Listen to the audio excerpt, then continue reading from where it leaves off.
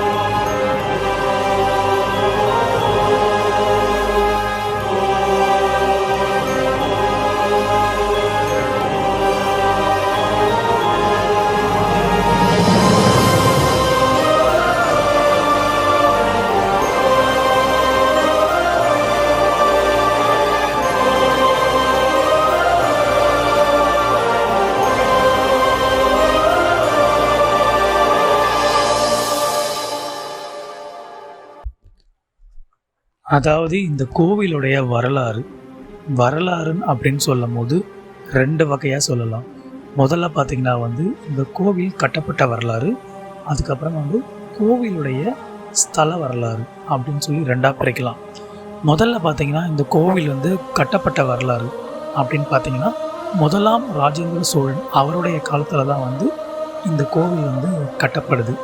அதாவது 1ஆம் ராஜேந்திர சோழன் இந்த கோவிலில் தான் அதாவது இந்த ஊரில் தான் பயிற்சி ஏதோ எடுக்க வராரு. ஸோ அந்த டைமில் இந்த கோவிலில் இருக்கக்கூடிய புறவை நங்கை அப்படின்ற ஒருத்தவங்களை பார்க்குறாரு. இந்த கோவிலுடைய வரலாற்று தரவுகளில் பார்த்திங்கன்னா ஸோ அவங்களுடைய நினைவாக இந்த ஊருக்கு புறவை அப்படின்ற மாதிரி பேர் முதல்ல வைக்கிறாங்க. அது மருவி அதுக்கப்புறமா எப்படி வருது பார்த்தீங்கன்னா பனையபுரம் அப்படின்னு சொல்லி இந்த கோவில் வந்து, அதாவது இந்த ஊருக்கு பேர் வந்து பனையபுரம் அப்படின்னு வருது. இது வந்து ராஜேந்திர சோழ காலத்தில் கட்டப்பட்ட ஒரு கோவிலாகும். அதாவது 1500 வருஷம் பழமையான ஒரு கோவிலாகும். இது கோவிலுக்குள்ளே இருக்கக்கூடிய வந்து, அதாவது கருவறைக்கு சுற்றி உள்ள சிற்பங்கள் எல்லாமே சோழர் காலத்து சிற்பமாகும். அதே மாதிரி இந்த கோவிலுடைய கோபுரம், இந்த கோபுரம் வந்து கட்டப்பட்ட காலம் பார்த்திங்கன்னா வந்து ஒரு 1000 வருடம் பின்னாடி தான் வந்து இந்த கோவிலுடைய கோபுரம் வந்து கட்டப்பட்டிருக்கு. இந்த கோவிலுடைய கோபுரம் யாரால் கட்டப்பட்டது அப்படின்னு பார்த்திங்கன்னா வந்து விஜயநகர மன்னர்களால் கட்டப்பட்டது. ஏன் அப்படி சொல்கிறோன்னு பார்த்திங்கன்னா வந்து அந்த கோவிலுடைய கோபுரத்துடைய வடிவமைப்பு சிங்கமுக கொண்ட ஒரு சில விஷயங்களாக வந்து கட்டப்பட்டிருக்கு. ஸோ இந்த மாதிரியான அதாவது சிற்பங்கள் எல்லாமே பார்த்திங்கன்னா வந்து விஜயநகருடைய காலத்தில் வந்து கட்டப்பட்ட கோவில்களில் தான் வந்து இந்த மாதிரியான விஷயங்கள் எல்லாமே இருக்குது. ஸோ இது விஜயநகர் மன்னர்களால் கட்டப்பட்டிருக்குன்னு சொல்லப்படுது. ஆனால் எந்த மன்னர் கட்டினாரு அப்படின்ற மாதிரி சொல்லப்படலை. அதே மாதிரி இந்த கோவிலில் இருக்கக்கூடிய சன்னதிகள், அம்மன் சன்னதி ஒன்று இருக்குது, அதே மாதிரி வந்து விநாயகருக்கு ஒரு சன்னதி இருக்குது, அதுக்கப்புறம் வந்து முருகருக்கு ஒரு சன்னதி இருக்குது. அதுக்கப்புறமா இந்த கோவிலுடைய ஸ்தல வரலாறு, அதாவது தட்சனுடைய யாகத்தில் வந்து சூரிய பகவான் பங்கேற்கிறாரு.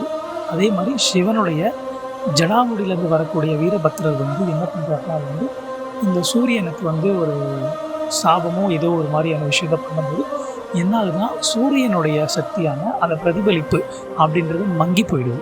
ஸோ அதுக்கப்புறமா சூரியன் வந்து என்ன பண்ணுறாருன்னா இந்த கோவிலில் வந்து வழிபடுறாரு.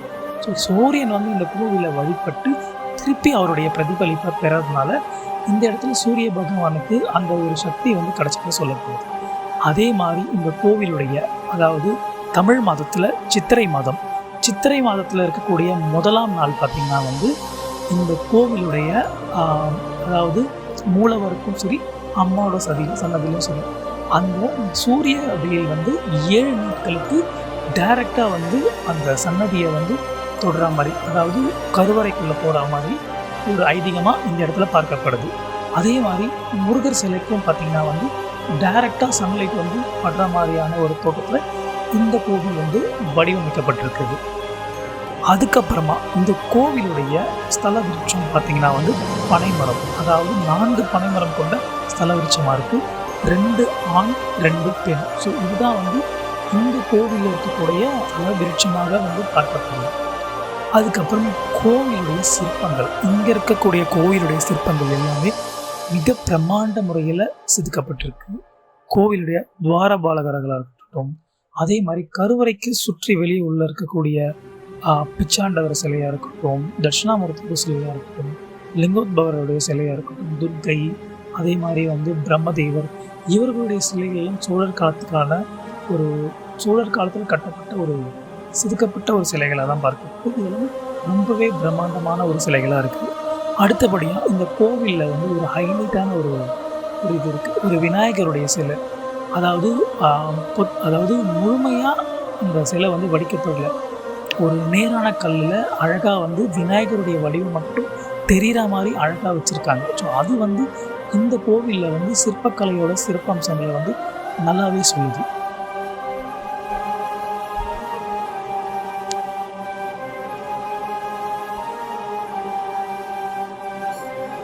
இந்த பனங்காட்டீஸ்வரர் ஆலயத்தில் பார்த்திங்கன்னா வந்து குறவை நங்கை அப்படின்னு ஒருத்தவங்க வந்து இருக்காங்க.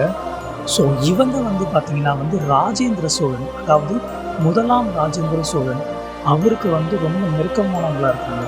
அவங்க ஆக்சுவலி பார்த்திங்கன்னா இந்த கோவிலில் வந்து ஒரு நாட்டிய பெண்மணியாக இருக்காங்க. ஸோ இந்த இடத்துக்கு வந்து ராஜேந்திர சோழன் வந்து ஒரு பயிற்சிக்காக வராரு. அதாவது பயிற்சி பெற வரும்போது இந்த நாட்டிய பெண்மணி இந்த கோவிலில் பார்த்தாரு. அதே மாதிரி இந்த குறவை நங்கை இவங்க வந்து சோழர்களுடைய நீதிமன்றங்களில் மிகவும் சக்தி வாய்ந்தவங்களாக இருந்திருக்காங்க. அதே மாதிரி இவங்க வந்து குயின் அந்த மாதிரியான ஒரு இதில் இல்லை, அதாவது இவங்க ராயல் ஃபேமிலிக்குள்ளேயே வரமாட்டாங்க. ஆனாலும் சோழர் காலத்தில் ராஜேந்திர சோழர்களுடைய கூட வந்து ரொம்பவே வந்து க்ளோஸ்னஸ் வந்து இவங்க காட்டியிருக்கிறதாக வந்து இங்கே இருக்கக்கூடிய கல்வெட்டுக்களில் வந்து சொல்லப்படுது. அதே மாதிரி குறவை நங்கையும் ராஜேந்திர சோழனுடைய சிலையும் இந்த கோவிலில் வடிச்சதா சொல்லப்படுறாங்க. ஆனால் 2ஆம் ராஜேந்திர சோழன், அதாவது 1ஆம் ராஜேந்திர சோழனுடைய பையனான 2ஆம் ராஜேந்திர சோழன் வந்து அவர்களுடைய சிலையை இங்கே வடிச்சதா சொல்லப்படுது. ஆனால் அந்த சிலைகள் வந்து இப்போ வந்து இந்த இடத்துல இல்லை அப்படின்னு வந்து சொல்லப்படுது.